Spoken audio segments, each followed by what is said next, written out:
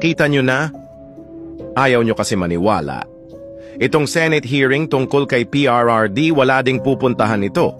Alam na din naman kasi naming malabo sa ngayon ang anumang investigasyon. Tingnan nyo, tinabla agad ni Senator Escudero ang cite in contempt.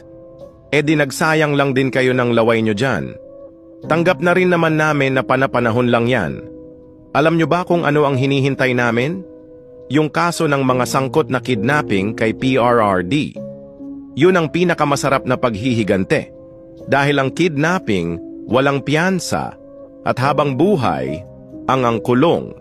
Sa ngayon walang kwenta lahat ng investigasyon na yan. Hindi rin naman mabibigyan ng matinong resulta. Kahit magtatambling pa kayo diyan, ganun pa rin ang kalalabasan.